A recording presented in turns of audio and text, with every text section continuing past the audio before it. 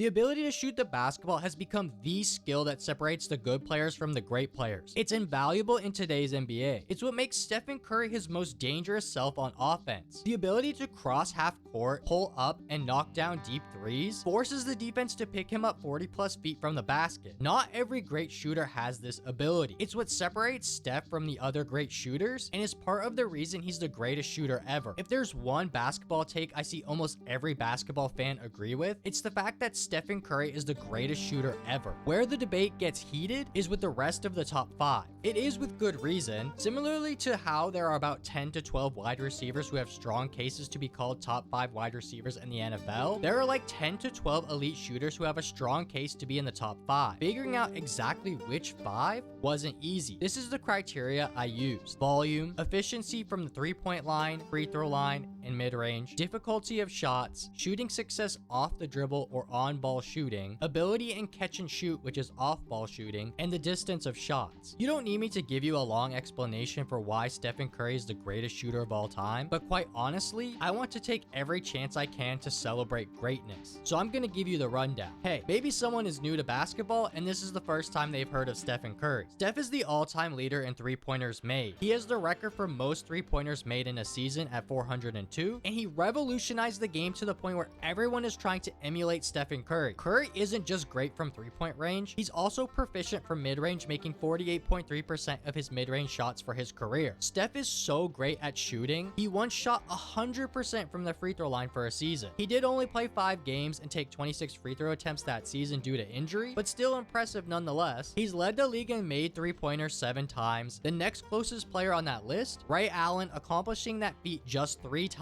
He's currently first all-time in free throw percentage, has one 50-40-90 season, which only 9 players can say that they have, is a 2-time three-point contest champion, and routinely makes 30-foot threes look Steph-effortless. For several seasons Steph has been in the NBA, he has been the number 1 on his team. That brings constant defensive attention. Even just last season, the 22-23 season, LeBron left Klay Thompson, another elite shooter, wide open just so he could continue to defend Stephen Curry. He's just that lethal of a shooter. Steph on this list or even at number 1 isn't a surprise. Let's move on to the heated part of the debate. Some of you might be too young to know about this Ray Allen.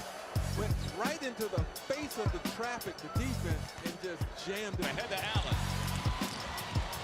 Ray Allen with a jam.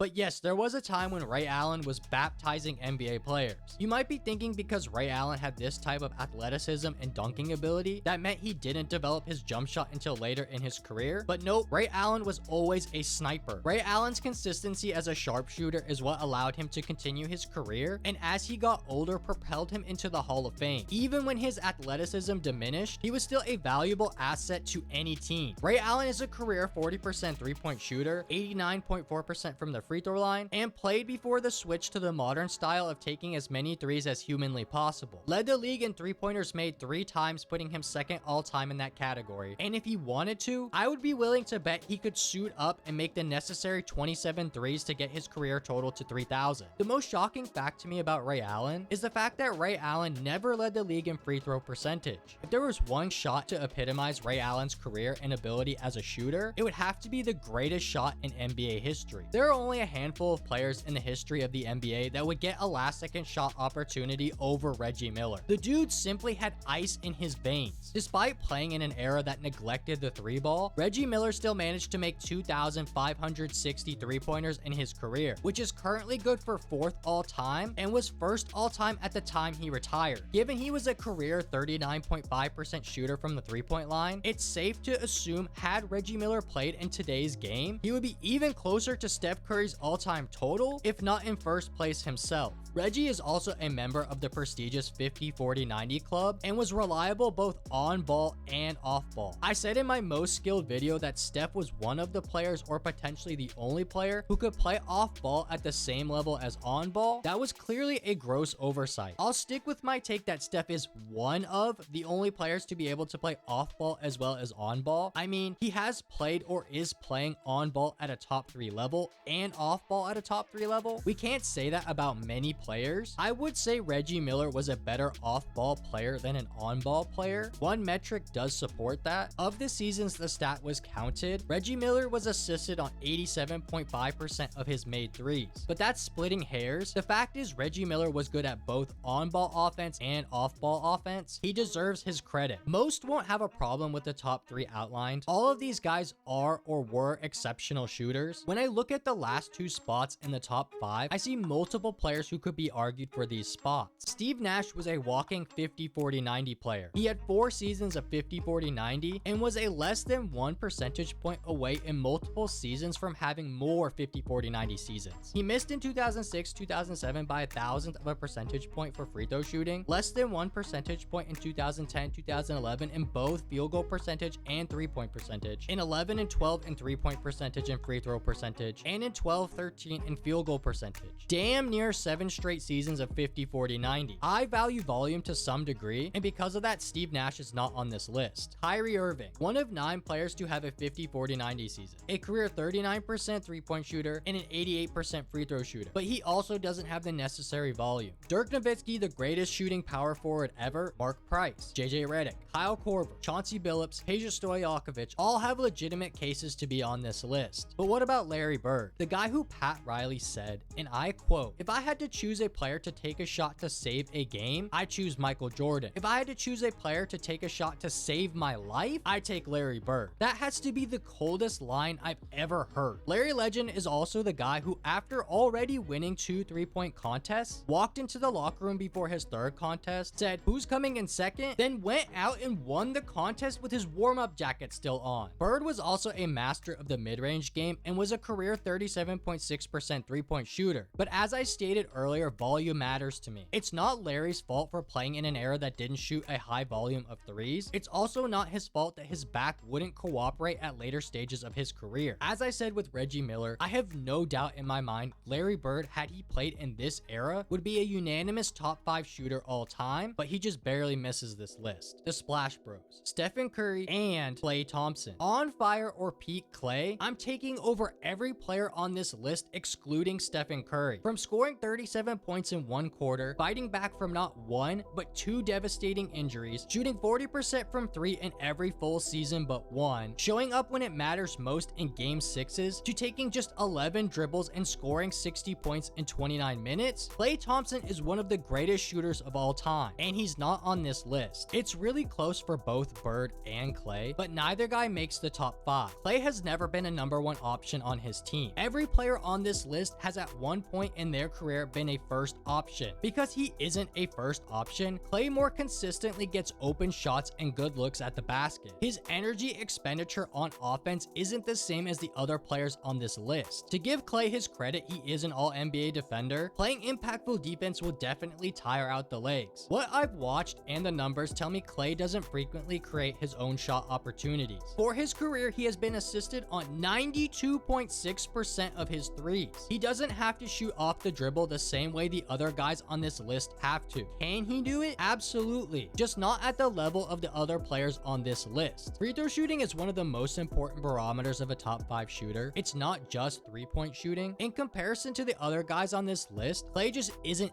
as good of a free throw shooter. He shoots just 85% from the line. Because of his free throw shooting, he's never had a single 50-40-90 season either. It was difficult, and it pains me not to have the guy with the prettiest jump shot I've ever seen, or either of the 2 players who routinely make or have made clutch jumpers on this list, but the 2 guys at spots 4 and 5 have cases just a little bit stronger. Also, I just wanted to add that this has nothing to do with Klay's early season struggles this year. Klay frequently starts a season a little cold and gets hot as the season progresses. 4th on this list of top 5 shooters all time is Damian Lillard. Some might say that Dame's 3-point percentage at just 37.2% is a smoking gun because it's lower than some of the other players that could be here, but despite leading the NBA in distance for 3-point attempts, Dame still makes threes at a high clip. Barring anything unforeseen, Dame is going to move into 4th place in 3-point makes by the end of this season, passing Reggie Miller. He will only be trailing Stephen Curry, Ray Allen, Allen, and James Harden. Dame is also an excellent free throw shooter, currently 4th all-time at 89.5%. Dame's placement here is more than just the total volume or efficiency metrics. There are only a few players that can take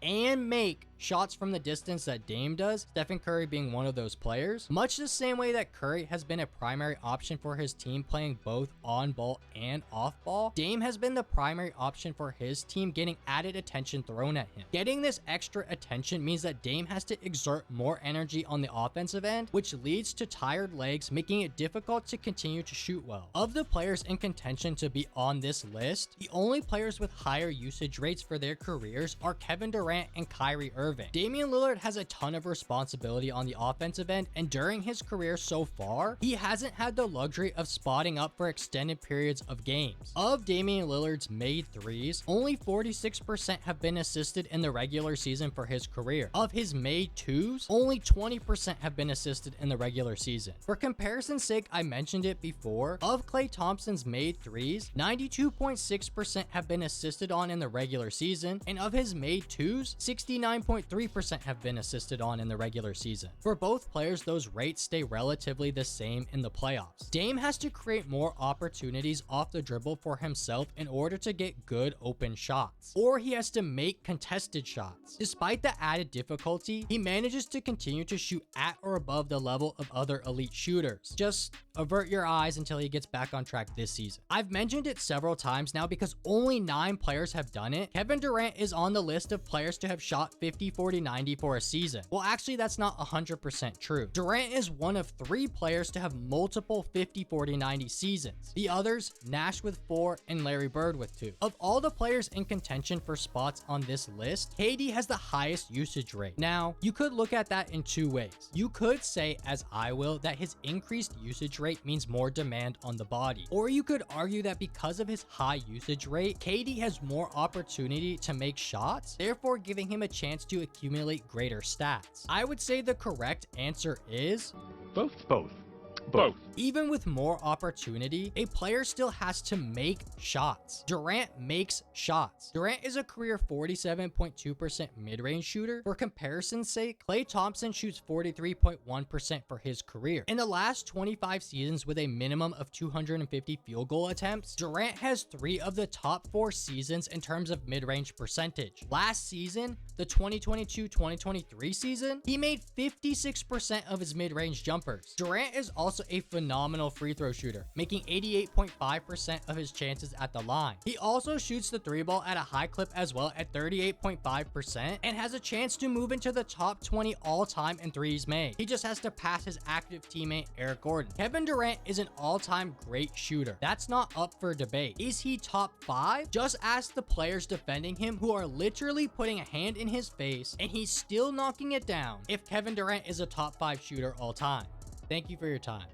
If I can't get in his body and I can't really affect him, then he's like, it's nothing else to do. But I'm not bothering his shot. KD? Nah. To this day, I don't think I've changed his shot ever.